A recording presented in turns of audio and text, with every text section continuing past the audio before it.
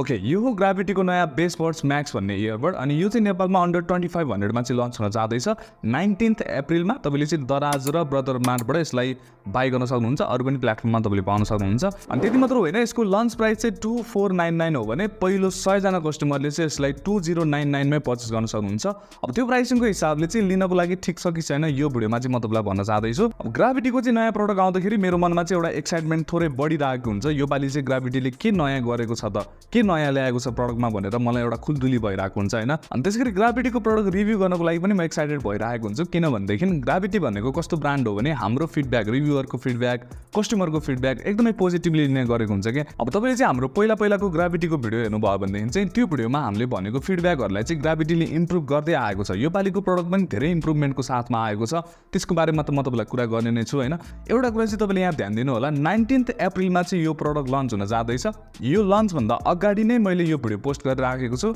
अनि ग्राभिटीले चाहिँ हामीलाई हुन्छ नि पर्मिसन दिनुभएको छ कि फुल रिभ्यूको लागि। सो मैले चाहिँ अहिलेसम्म अरू कुनै पनि कम्पनीमा यतिको दम देखेको छैन कि लन्चभन्दा अगाडि नै रिभ्यूको लागि चाहिँ एप्रोच गर्नुहोस् होइन। सो यसको लागि चाहिँ एउटा थम्स अप दिनैपर्छ ग्राभिटीलाई। सो यहीँबाट थाहा हुन्छ ग्राभिटीलाई चाहिँ यो प्रडक्टमा कति धेरै कन्फिडेन्स छ भनेर होइन। सो कस्तो छ यो प्रडक्ट आजको भिडियोमा म तपाईँहरूसँग यही बारेमा कुरा गर्न जाँदैछु। के फिचर्स तपाईँले पाउन सक्नुहुन्छ, माइक क्वालिटी कस्तो छ, गेमिङ कस्तो छ, साउन्ड क्वालिटी कस्तो छ, सबै विषयमा चाहिँ म तपाईँलाई भन्न जाँदैछु। आउनुहोस् भिडियोलाई सुरु गरौँ। अब यसको अनबक्सिङमा चाहिँ टाइम वेस्ट गर्नुपर्छ जस्तो मलाई लाग्दैन, किनभने तपाईँले त्यही बेसिक फिचर्सहरू पाउने हो जे इयरबडमा हुन्छ त्यही तपाईँले पाउन सक्नुहुन्छ होइन। सबभन्दा पहिला चाहिँ यो इयरबडको डिजाइनको बारेमा कुरा गर्नु पर्दाखेरि चाहिँ यसको डिजाइन चाहिँ तपाईँले ग्लसी र म्याट फिनिसको कम्बोको साथमा पाउन सक्नुहुन्छ। डुअल टोन फिनिसिङको साथमा आउँछ भने तपाईँले इयरबडमा पनि सेम डिजाइन ल्याङ्ग्वेज चाहिँ यसले फलो गर्छ। अब डिजाइनमा चाहिँ मैले एउटा कुरा नोटिस गरेको भनेको यसको बक्सबाट इयरबडलाई झिक्दाखेरि चाहिँ तपाईँको हातमा केही पनि डिस्टर्बेन्स हुँदैन। कहिलेकाहीँ चाहिँ यो माथिपट्टि यो खुल्नेवालाले चाहिँ तपाईँको अम्ला अड्काउँछ कि इयरबड झिक्दाखेरि चाहिँ अलिक अप्ठ्यारो भएको जस्तो हुन्छ। त्यस्तो चाहिँ यसमा केही पनि छैन, तपाईँले स्मुथली यसलाई निकाल्न सक्नुहुन्छ, लगाउन सक्नुहुन्छ। अर्को भनेको योपालिको डिजाइन चाहिँ त्यस्तो सानो खालको छैन कि पहिला एयरसर 250 को जस्तो एकदमै सानो खालको छैन। योपालि ठिक्क खालको तपाईँलाई डिजाइन दिएको छ। केसको चाहिँ हिन्जको क्वालिटी पनि एकदमै राम्रो छ भने तपाईँले कानमा लगाउँदाखेरि इयरबड पनि एकदमै कम्फर्टेबली तपाईँलाई फिल हुन्छ। धेरै समयसम्म लगाउनु भयो भने पनि कान दुख्ने भन्ने समस्या चाहिँ खासै हुन्छ जस्तो मलाई लागेको छैन।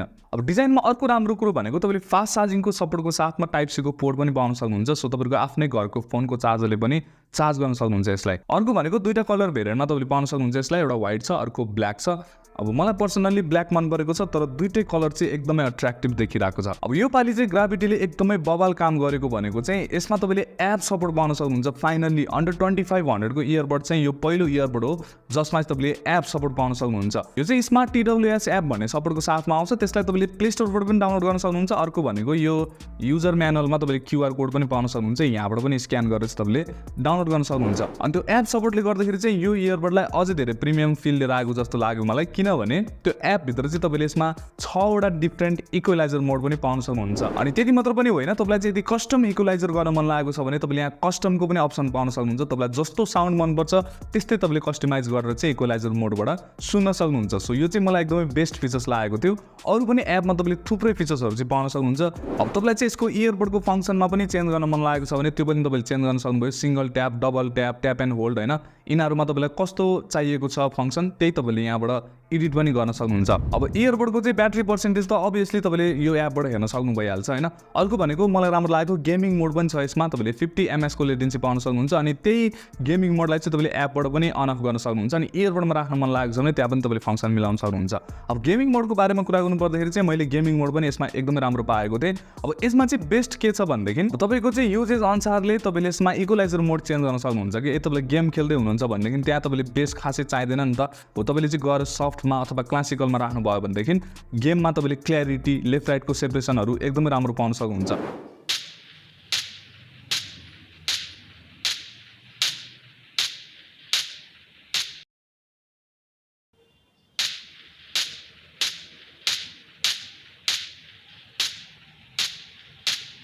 यो इयरबडको चाहिँ साउन्ड क्वालिटी चाहिँ कस्तो छ त त्यसको बारेमा कुरा गर्नु पर्दाखेरि चाहिँ अब इक्वलाइजर मोडहरू त मैले अघि तपाईँलाई भनिहालेँ।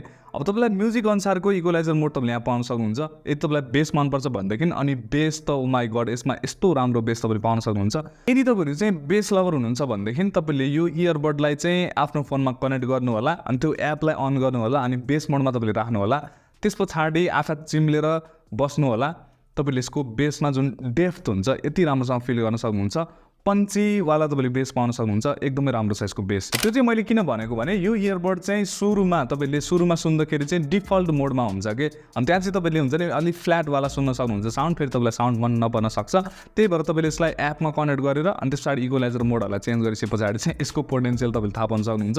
एकदमै राम्रो छ साउन्ड क्वालिटी। अब अरू तपाईँलाई क्लासिकल म्युजिकहरू सुन्नु छ, इन्स्ट्रुमेन्टल साउन्डहरू बढी क्लियर चाहेको छ, भोकल्स क्लियर चाहेको छ भने त्यहाँ तपाईँले अरू मोड त पाइहाल्नुहुन्छ। त्यसैगरी यसले चाहिँ एसबिसी र एएसी दुइटै कोड्याक पनि सपोर्ट गर्छ। यति तपाईँको फोनले पनि एएसी सपोर्ट गर्छ भनेदेखि त्यहाँबाट पनि तपाईँले सुन्न सक्नुभयो। सो अब कनेक्टिभिटीको बारेमा कुरा गर्नुपर्दा चाहिँ यसमा तपाईँले ब्लुटुथ 5.3 पाउन सक्नुहुन्छ, लेटेस्ट छ। अनि ब्लुटुथ 5.3 चाहिँ ब्याट्री एफिसिएन्ट पनि छ, तपाईँले राम्रो कनेक्टिभिटी पाउन सक्नुहुन्छ यसमा। अर्को भनेको चाहिँ इन्स्ट्यान्ट कनेक्टको पनि फिचर्सको साथमा आउँछ। तपाईँले बजेट इयरबडहरूमा चाहिँ यो मिसिङ देख्न सक्नुहुन्छ धेरै जस्तो इयरबडमा, यसमा तपाईँले पाउन सक्नुहुन्छ। त्यो चाहिँ भनेको के हो भने यो इयरबडलाई चाहिँ बक्सबाट खोल्ने बित्तिकै इयरबडलाई झिक्नु पनि पर्दैन, अटोमेटिकली तपाईँको पेयर डिभाइसमा चाहिँ कनेक्ट हुन्छ। सो यो फिचर्स पनि तपाईँले पाउन सक्नुहुन्छ। अब तपाईँलाई चाहिँ लाग्यो होला यसमा साउन्ड क्वालिटी चाहिँ राम्रो रहेछ, यो साउन्ड क्वालिटीमा फोकस गरेको, अरू कुरा चाहिँ कम्प्रोमाइज गरेको भनेर।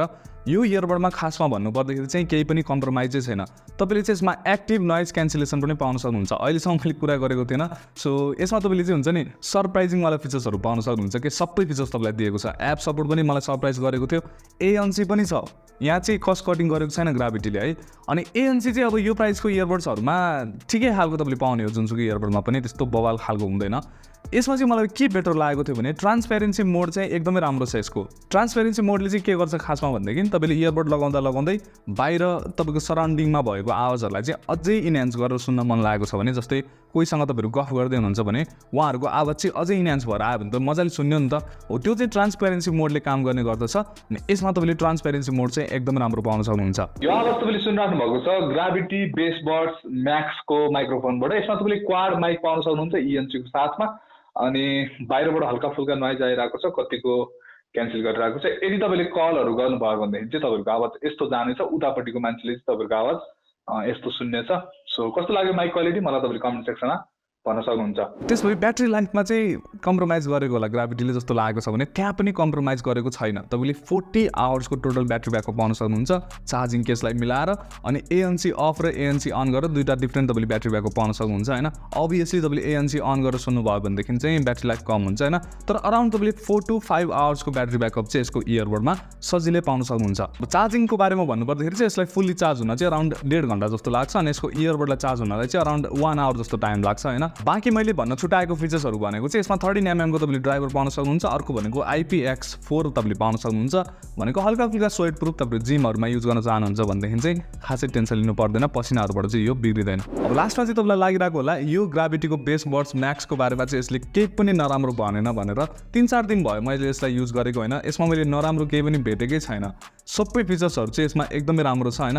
अन्डर 2500 को हिसाबले हेर्ने हो भनेदेखि चाहिँ यो इयरबड मलाई एकदमै राम्रो भ्यालु लिएर आएको जस्तो लाग्यो मलाई। स्पेसली यसको साउन्ड क्वालिटी राम्रो छ।